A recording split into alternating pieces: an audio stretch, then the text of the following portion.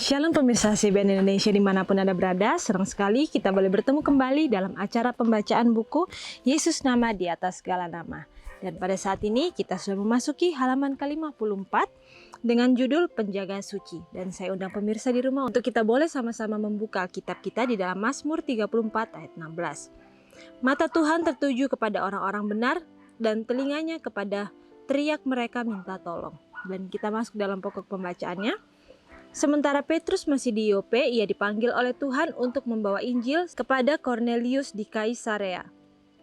Kornelius adalah seorang perwira Roma. Ia seorang yang kaya, keturunan bangsawan dan kedudukannya yang dapat dipercaya dan dihormati. Seorang penyembah berhala oleh kelahiran, latihan dan pendidikan. Melalui hubungan dengan orang Yahudi, ia mendapat pengetahuan akan Tuhan. Dan ia menyembah Dia dengan benar, menunjukkan kesungguhan imannya oleh belas kasihan kepada orang miskin. Ia dikenal akan kemurahan hatinya serta kehidupannya yang benar-benar menjadikan namanya baik di antara orang-orang Yahudi dan orang-orang kafir. Pengaruhnya menjadi berkat kepada semua orang dengan siapa ia berhubungan. Catatan yang diilhamkan melukiskan dia sebagai seorang saleh. Ia serta seisi rumahnya takut akan Tuhan dan ia memberi banyak sedekah kepada umat Yahudi dan senantiasa berdoa kepada Tuhan.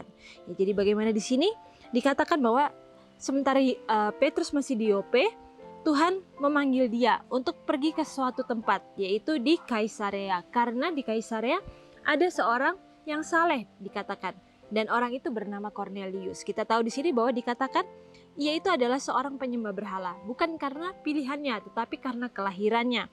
Dan di sini juga dikatakan Kornelius ini bukanlah orang sembarangan. Dia adalah seorang perwira Roma dan bahkan ia juga dikatakan adalah seorang yang kaya dan keturunan bangsawan. Kita tahu bahwa orang-orang tersebut, orang yang kaya dan orang keturunan bangsawan itu, kalau kita pikir secara logika, mungkin mereka akan lebih susah untuk mengenal siapa Tuhan karena mereka sudah terbiasa hidup aman, hidup nyaman. Tetapi di sini dikatakan dari latihan dan pendidikannya dan dikatakan dengan hubungannya dengan orang Yahudi, ia mendapatkan pengetahuan akan Tuhan. Dan pengetahuannya akan Tuhan itu bukan hanya sekedar ia abaikan atau ia hanya dengarkan saja, tetapi teori yang ia dengarkan itu pun ia hidupkan dalam kehidupannya. Jadi bagaimana di sini dikatakan bahwa meskipun ia adalah seorang penyembah berhala oleh kelahiran, dikatakan ia menyembah Tuhan. Tuhan yang hidup, Tuhan yang benar, dikatakan. Menunjukkan kesungguhan imannya dengan belas kasihan kepada orang miskin. Jadi bagaimana di sini dikatakan bahwa ketika ia mengetahui kebenaran itu, ia tidak hanya sekedar ingin untuk mengikuti Tuhan, untuk menurut Tuhan, tetapi ia juga menghidupkan karakter Tuhan itu dalam kehidupannya. Bagaimana kita tahu bahwa karakter Yesus itu adalah mempunyai karakter yang belas kasihan terhadap siapapun. Begitu pula dengan karakter yang dimiliki oleh Kornelius ini. Ia mempunyai karakter belas kasihan ketika ia melihat orang-orang miskin yang ada di sekitarnya. Dan di sini juga dikatakan ia dikenal karena kemurahan hatinya. Jadi begitu indah Kornelius ini. Jadi orang-orang mengenal dia karena kebaikan hatinya, kemurahan hatinya. Dan di sini juga dikatakan bahwa kehidupannya yang benar menjadikan namanya baik di antara orang-orang Yahudi dan orang-orang kafir. Jadi bagaimana kehidupannya yang benar itu ia tunjukkan dalam setiap perkataan dan perbuatannya. Jadi bagaimana itu juga harus menjadi contoh bagi kita yang mengaku umat-umat Kristen. Kita yang mengaku sudah menjadi pengikut Tuhan. Apakah kita bisa dikenal orang sebagai seorang Kristen yang sejati?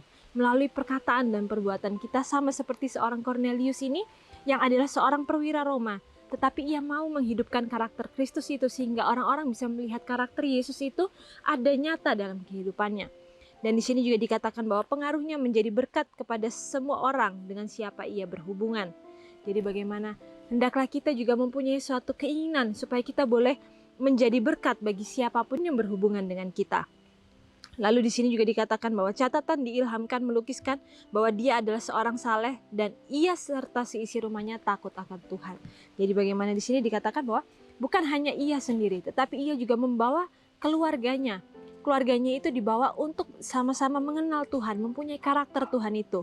Dan di sini juga dikatakan bahwa mereka pun juga banyak memberi sedekah kepada umat Yahudi dan senantiasa berdoa kepada Tuhan. Jadi bagaimana begitu indah. Di sini dikatakan bahwa ia mau untuk melakukan sesuatu, ia mau untuk berbuat setiap hal yang ia sudah ketahui dan Dikatakan juga tidak lupa ia senantiasa berdoa kepada Tuhan. Jadi bagaimana di sini dikatakan ketika ia mau mengenal Tuhan, ia mau selalu mempunyai hubungan yang erat dengan Tuhan yang akhirnya ia kenal melalui hubungannya dengan orang-orang Yahudi. Jadi bagaimana di sini dikatakan bahwa meskipun kita tahu orang Yahudi itu mungkin tidak semuanya baik, sama seperti kita, tidak semua orang itu adalah orang baik. Tetapi kita tahu bahwa orang yang mengaku umat-umat Kristen atau umat-umat Tuhan, anak-anak Tuhan, haruslah menjadi orang-orang yang benar dalam setiap perbuatan mereka.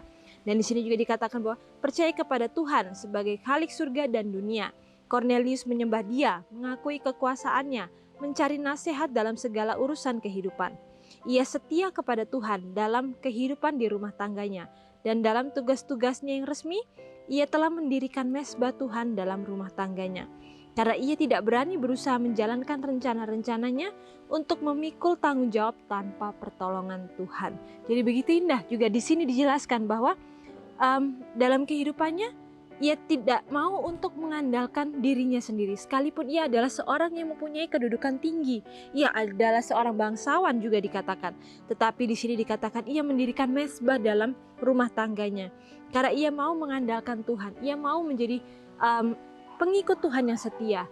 Ia tidak mau mengandalkan kekuatannya sendiri. Dan di sini juga dikatakan bahwa ia tidak mau untuk memikul tanggung jawab tanpa pertolongan Tuhan. Apakah itu juga bisa menjadikan keinginan kita untuk mempunyai hal yang seperti itu? Apakah kita mau untuk mengandalkan Tuhan dalam kehidupan kita? Ataukah justru kita merasa karena kita sudah menjadi anak-anak Tuhan, lalu kita merasa bahwa pilihan-pilihan kita itu sudah pasti sesuai dengan apa yang Tuhan inginkan?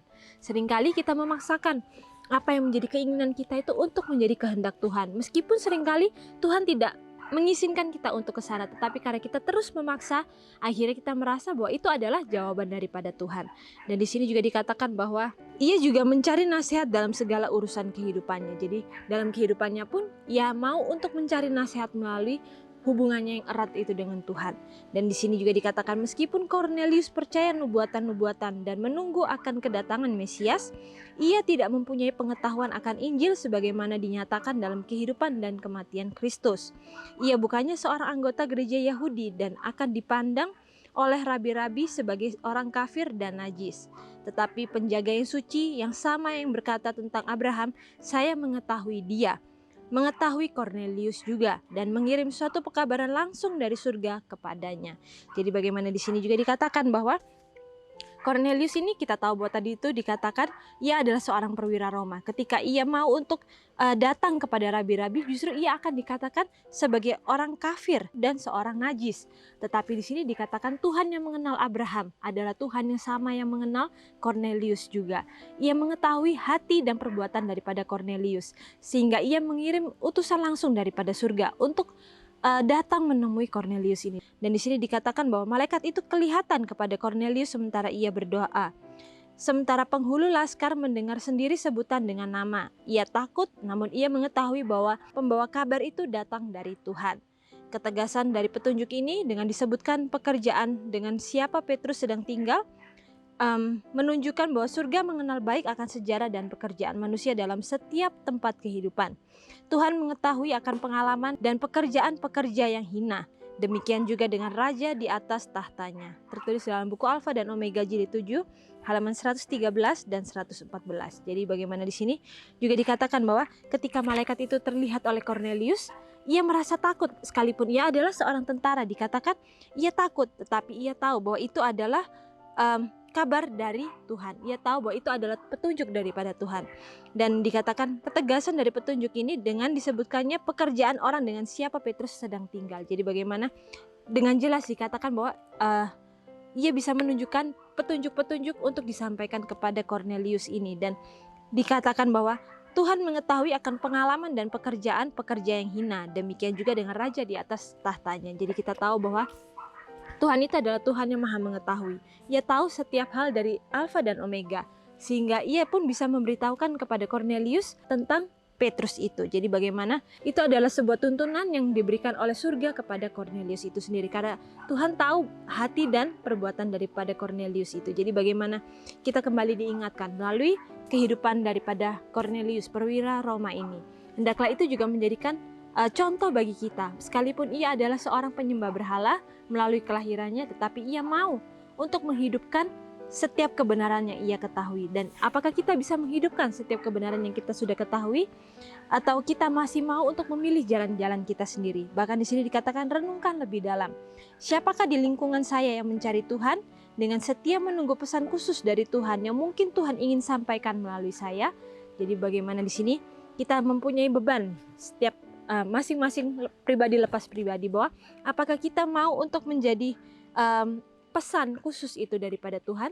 Apakah kita mau menjadi perantara bagi Tuhan untuk kita boleh menyalurkan atau menunjukkan kebaikan daripada Tuhan itu? Ataukah justru ketika orang mengenal kita, justru malah orang itu akhirnya menyangkal Tuhan atau menjelek-jelekan Tuhan karena melihat perbuatan kita yang tidak benar? Itu adalah pilihan kita masing-masing. Dan ketika kita mau untuk mempunyai kehidupan yang lebih baik, hendaklah kita bisa mempunyai beban dalam kehidupan kita, bahwa kita harus menjadi berkat bagi orang-orang yang ada di lingkungan sekitar kita. Tetapi kita bisa menjadi berkat bagi orang-orang itu ketika kita mau untuk menghidupkannya seperti kehidupan Cornelius ini. Kehidupan yang tidak mementingkan diri, kehidupan yang mau untuk berkorban, mau untuk rendah hati, dan mau untuk mempunyai perhatian yang lebih kepada orang-orang di sekitar kita. Karena itu adalah karakter Tuhan yang ia sudah contohkan ketika ia berada di dunia ini. Dan biarlah setiap hal yang baik yang kita sudah dengarkan melalui bacaan firman pada hari ini, biarlah itu juga boleh kita hidupkan dalam kehidupan kita masing-masing. Dan sampai bertemu kembali dalam acara pembacaan-pembacaan yang selanjutnya. Shalom, Tuhan memberkati.